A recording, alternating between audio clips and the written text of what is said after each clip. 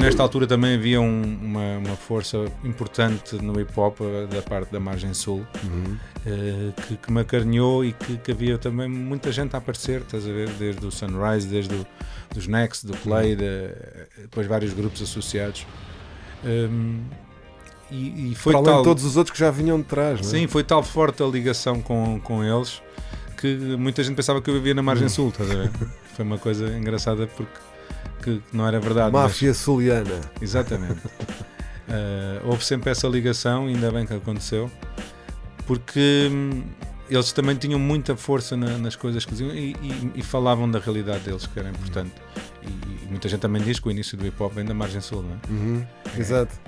Então teve toda a Mas ligação. a própria capa do República também remete um bocado para aí, não é? Pelo menos para a bacia do Tejo. Então é importante porque falar também do Visage, foi do único espaço que ainda não falei, que penso que foi o primeiro sítio onde eu toquei num espaço comercial, numa discoteca, que também foi interessantíssimo, que era mesmo ali pertinho da Caparica, que toquei ao vivo, e foi uma experiência ótima, porque mais uma vez estavam lá muita gente ligada ao hip-hop nacional, e é importante referir isso, essa ligação que tive ao Visage e mesmo ao pessoal da margem sul. Isso era uma coisa boa, que depois se calhar houve ali alturas em que se perdeu um bocado, porque começou a haver, pronto, alguma separação, mas era esse encontro, ou seja, sempre que havia alguma coisa relacionada com hip hop, o pessoal, que não era muito, não é? Pronto, estava a crescer, mas o pessoal que fazia parte, os MCs, os DJs, o pessoal que andava à volta desse outro pessoal, juntavam-se todos sempre que havia um acontecimento desses, não é? Porque era fácil encontrar, nesses sítios tu encontravas toda a gente que estava ligada à cena, não é? Mesmo hoje em dia, não é? Quando há assim, algum nome importante, a gente acaba por perceber tudo, não é? É engraçado, para lembrar esse início do hip hop. Toda a gente tinha a mesma vontade de conhecer e estar presente e de saber, não é? E nessa altura não havia assim tanta coisa a acontecer. Mas, portanto, convinha aproveitar o que havia, não é? Sem dúvida. Aproveitar e não estragar.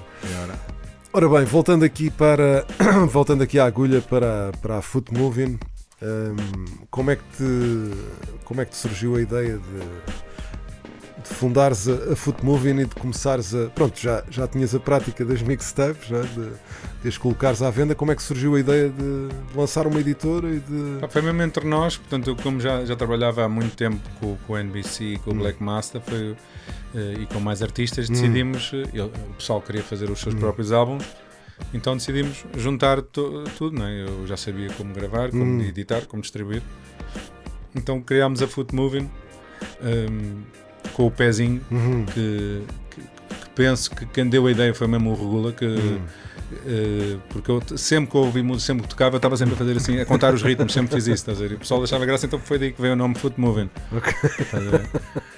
Então por isso é que tu vês o pé. Exato, era o logo da editora. Quando estava a experimentar as misturas, estava a contar e estava a ver os beats, foi sempre uma coisa que aconteceu. Então na altura havia muito pessoal que queria lançar os seus próprios álbuns, então... De forma independente e era bom que fosse feito com alguém que... Eu já tinha os contactos da Valentim de Carvalho, já tinha das lojas, da distribuição, portanto foi... Ainda havia lojas de Valentim de Carvalho. Cheguei a vender lá, sim. Não havia FNAC nessa altura, não é? Cheguei a vender lá, foi também dos primeiros, depois das lojas de rua, foi... A Virgin, ainda havia a Virgin. Exatamente. Minha primeira ligação com uma editora exterior foi com a Edel, foi com o Bomba Relógio, que editei com eles, e depois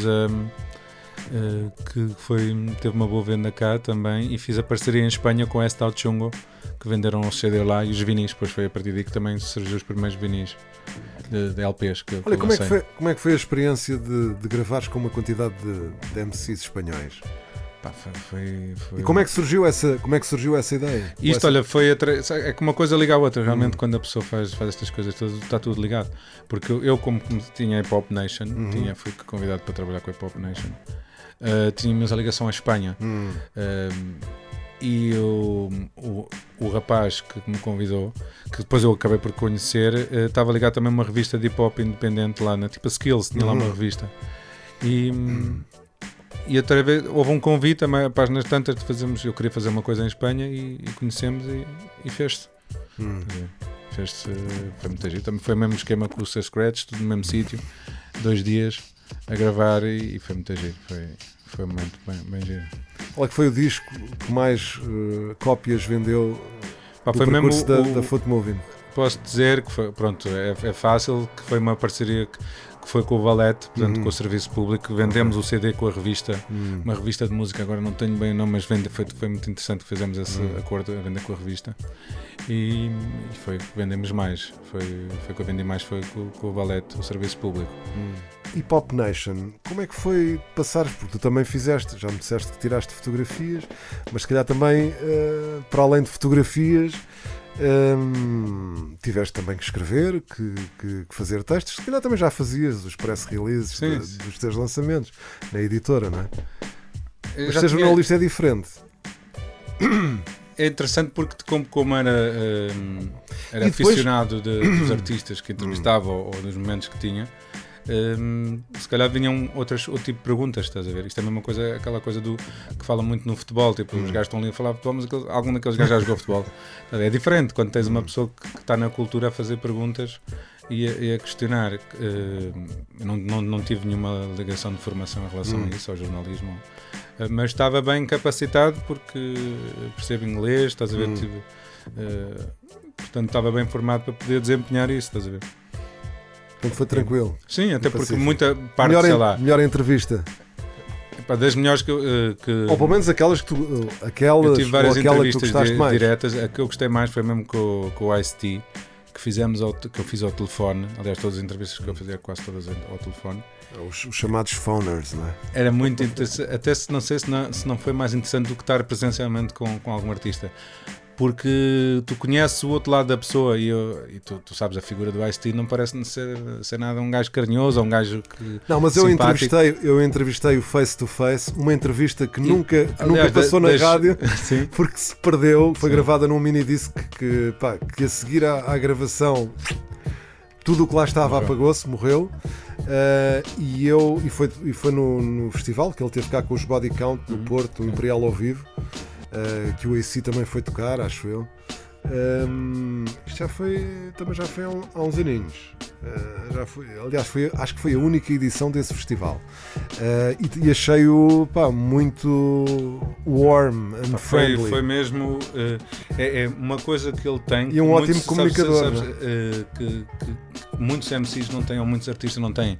Ele estava-te a responder, e tu já entrevistaste tanta gente, ele estava interessado em dar-te a resposta à pergunta que tu fazes mesmo, mas tu percebeste mesmo, isto tem interesse, estás a ver que as palavras e as respostas dele que seja o que tu queres e o que tu pretendes, mas estás a perceber, tem muitos artistas que não querem saber, só dizem as coisas e é importante tu também falares a mensagem que queres passar. E não foi complicado gerir o lado de teres uma editora e de estares à frente de uma revista. Não houve acusações de pessoal só promoves os gajos da tua editora. Isso nunca aconteceu, estás a ver? As acusações aconteceram, nunca aconteceu eu dar primazia aos da minha editora. O que eu pensei sempre é que em relação à revista que geri, é que era um meio de comunicação, estás a ver? A partir do momento que é óbvio que os meus artistas estão lá, os outros também estão, estás a ver? Eu quero que estejam todos, não vou estar a não pôr os meus só porque estão da minha editora, também não fazia sentido quando são pessoas importantes no movimento, estás a ver? E nem queria fazer a revista, não fazia sentido, estás a ver? Portanto, a gente trabalhou com o que tinha, todos foram capa de revista, aliás das 24, é importante ver, das 24 números, eu nem me lembro se tive algum da minha editora na capa, não tenho bem a certeza, porque tive o Sam daqui, tive o Solar, tive o Fuse, tu tiveste, portanto não foi assim tão tanto abuso de poder, estás a ver? Tirada na Serra da Estrela. Portanto, eu tive sempre esse cuidado de não misturar as coisas, óbvio que acabava por misturar, mas não de uma forma absolutista, estás a ver? Não me lembro de ter, como te digo, não me lembro de ter nenhuma edição que está ali, das edições todas da Foot Moving, eu ter os meus artistas na capa, não me lembro, sinceramente. Teve ainda reviews, teve entrevistas, mas sempre tivemos a parte da crítica, sempre que era relacionado com os artistas. Mas é uma posição difícil, difícil, não é? Mas é melhor que seja difícil do que não existir a posição, estás a ver?